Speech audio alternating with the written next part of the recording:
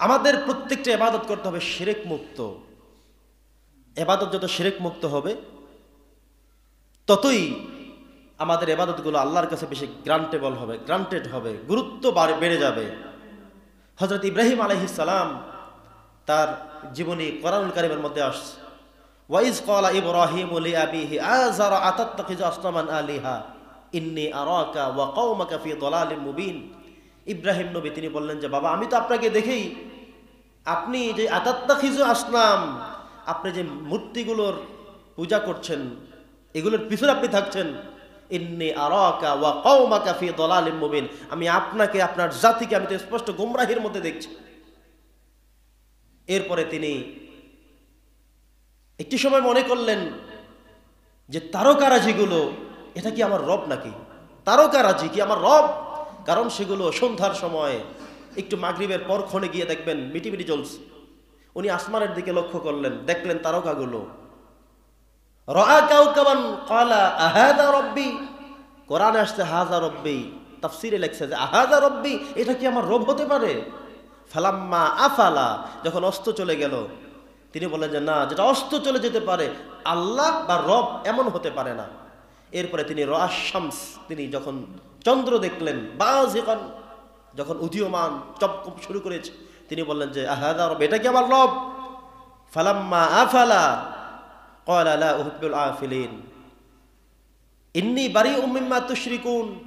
তিনি চাঁদ দেখলেন, সূর্য দেখলেন। যখন তিনি চাঁদ দেখলেন, তিনি বললেন লা ইল্লাম ইয়াহদিনি রাব্বি লাআকুনান্না মিনাল কওমিদ দাল্লিন, আমার আল্লাহ যদি আমাকে রাস্তা না দেখায়, পথ না দেখায়, তাহলে আমি গোমরাহির শেষ ঠিকানায় চলে যাব। তিনি যখন সূর্য দেখলেন, তিনি আবার মনে করেন এটাই মনে হয় আমার রব, এটাই সবচেয়ে বড়। কিন্তু তিনি যখন দেখলেন সেটাও চলে গেছে, তিনি বললেন যে না, আল্লাহ যদি আমাকে পথ না দেখায় তাহলে আমি তো বেঈমান মুশরিক হয়ে যাব। তিনি এবার এসে বললেন ইন্নী ওয়াজ্জাহতু ওয়াজহিয়া লিল্লাযী ফাতারাস সামাওয়াতি ওয়াল আরদা হানিফান ওয়া মা আনা মিনাল মুশরিকিন, আমি মুশরিক নই, শিরক ব্যতীত ইবাদত আমি করতে চাই। আল্লাহ তাআলা ওনাকে শিরক ব্যতীত পথ রাস্তা উন্মুক্ত করে দিলেন। সুবহানাল্লাহ। আমরা যারা ঈমানদার মনে করি আমি জান্নাতি মানুষ, আমি ভালো মানুষ, আমার থেকে ভালো মানুষ আর হতে পারে না, আমার থেকে ভালো মানুষ আর কেউ নাই, অথচ এ কথা বলবার কোনো সুযোগ নেই। কারণ আপনি মনে করতে পারেন ভালো মানুষ, যে কোনো সময় আপনি বিপদে পড়ে যেতে পারেন। দেখবেন এমন কিছু লোক দেখবেন অনেক ভালো মানুষ, ঠিকমতো নামাজ রোজা তাসবিহ তাহলিল সব ঠিক আছে, হঠাৎ করে দেখবেন উনি আর এই জগতে নাই, অন্য জগতে চলে গেছে। তাহলে বুঝতে হবে উনি ঠিকমতো কাজ করে তিনি আবার বিপদে কেন গেলেন। যখন আপনি সৎপথে থাকবেন, সুপথে থাকবেন, ভালো পথে থাকবেন, তখনও আল্লাহর কাছে সাহায্য চাইতে হবে যে আল্লাহ, যে পথে আমি আসি এই পথ যেন ইন্তেকাল পর্যন্ত থাকতে পারি, তোমার জান্নাতে যাওয়া পর্যন্ত এই রাস্তা যেন থাকতে পারে, সেই দোয়া তোমার কাছে চাই। কথা বোঝেন নাই?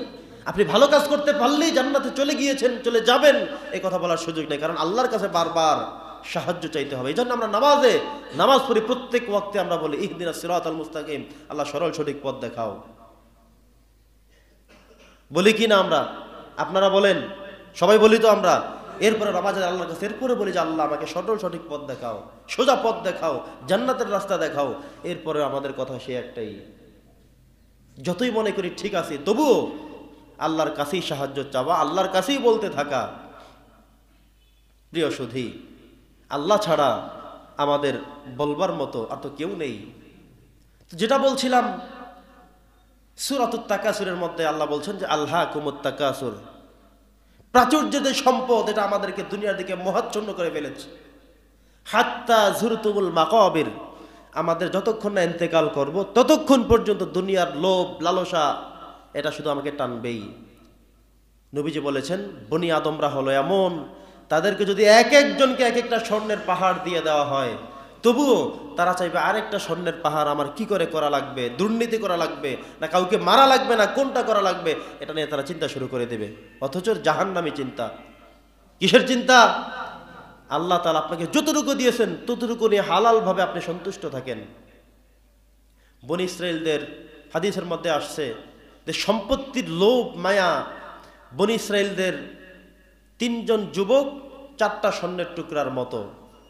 ঘটনাটি এমন ছিল, তারা কাজের সন্ধানে বেরিয়েছেন, পাহাড়ের এক গুহায় গিয়ে তারা সেখানে 4টা স্বর্ণের টুকরা পেলেন। কয়টা?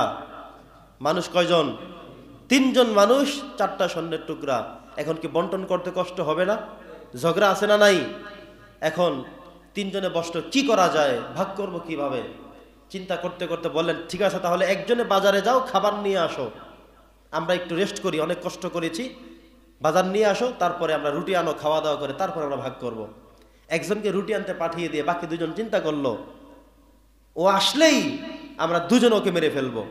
ওকে মারার পরে মানুষ দুইজন, স্বর্ণের টুকরা 4টা, বন্টন করতে কষ্ট হবে না, তুমি 2টা আমি 2টা নিয়ে চলে যাব, ওরে মারতে হবে। এবার দুইজনে মোটামুটি প্রস্তুত হয়ে আছে, ও আসলেই ওকে কি করবে? মেরে ফেলবে। এটা হলো সম্পত্তির চিন্তা, টেন্ডেন্সি, আরেকজনকে মারতে কুণ্ঠাবোধ করে না। প্রিয় সুধী, আসা মাত্রই লোকটি কষ্ট করে বাজারে গিয়ে রুটি কিনে নিয়ে আসছে, আসা মাত্রই দুজনে ধরে কোনো কিছু বলা কওয়া ছাড়াই লোকটিকে ধরে একদম মেরে ফেললো, গলা টিপে জায়গায় ব্রেক মেরে ফেললো। এবার চিন্তা করলো, তাহলে আমাদের আর টেনশন নাই, তুমি 2টা আমি 2টা, নেওয়া শেষ, এবার লও আমরা খাই তারপরে যাই। ওই লোক করেছে কি, যখন বাজারে গিয়েছে চিন্তা করলো যে ওরা তো 2জন, আমি তো একা, তাহলে আমি এই খাবারের সাথে বিষ মিশিয়ে নিয়ে যাব। কি করব? বিষ মিশিয়ে নিয়ে যাব, যাতে করে ওরা 2জন খেয়ে মরে যাবে, এরপরে আমি একাই 4টার অধিকারী হয়ে যাব, নিয়ে যাব আমি একলা, আমার আর টেনশন নাই। তাহলে সম্পদের লোভ মানুষকে জাহান্নামে নিয়ে ছাড়ে। যেই চিন্তা সেই কাজ করে, এই খাবারগুলোর সাথে বিষ মিশ্রিত করে নিয়ে আসে। ওর তো চিন্তা যে আমি নিব, ওরা খাবে, ব্যাস মরে যাবে, আমি সব কিছু নিয়ে চলে যাব। ও তো যাওয়ার পর আগেই মারা গেছে। ওরা 2জন যখন খাওয়া শুরু করলো, খাবারের পরে ওরা কি এখন আছে না নাই? ওরা 2জন যখন বিষ মিশ্রিত খাবার গ্রহণ করলো, সাথে সাথে তারা লাশ পড়ে আছে। অনেক সময় পর কিছু মানুষ ঘুরতে এসে দেখে 4টা স্বর্ণ পড়ে আছে, 3টা লাশও পড়ে আছে। সমস্যা ছিল কি? সম্পত্তির লোভ। কি ছিল? সম্পত্তির লোভ। আল্লাহ বলছেন, হাত্তা জুরতুমুল মাকাবির, কবরে যাওয়া পর্যন্ত তোমাদের লোভ কমেই না, আরো লাগবে, আরো লাগবে, আরো চাই, আরো পাইতে হবে। এখান থেকে জিলাপি দেন না মিলাদ পড়ায়া, এই গেট দিয়ে নিবে, ওখান দিয়ে আবার ফুঁকে দিবে, প্যাকেট দিবেন, 2টা নেওয়াই লাগবে, এই টেন্ডেন্সি মাথায় কাজ করে।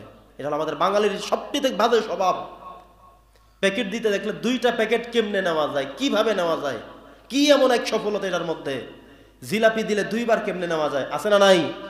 সম্পত্তির লোভ ইনসাফ থেকে আপনাকে বঞ্চিত করে ফেলছে। যে খাবারটা তো আমার জন্য শুধু একবার, ইনসাফ থেকে আপনি সরে গেলেন। ওই যে বনি ইসরায়েলের লোক, 4টা স্বর্ণ পড়ে আছে, 3টা লাশও পড়ে আছে, প্রত্যেকের মধ্যে লোভে কাজ করেছিল, লালসায় কাজ করেছিল। এরা সবাইকে দুনিয়া থেকে বিতাড়িত করে দিয়েছে। এরা প্রত্যেকেই হত্যাকারী, প্রত্যেকের জন্য আল্লাহর কোনো ক্ষমা নাই। কারণ যিনি আগে মারা গেছেন, তিনি তো বিষ মিশাই নিয়ে আসছেন 2জনকে হত্যা করতে, তিনি নিজেও হত্যা হলেন, আবার তিনি যিনি হত্যা করলেনও। কথা কি বোঝেন নাই?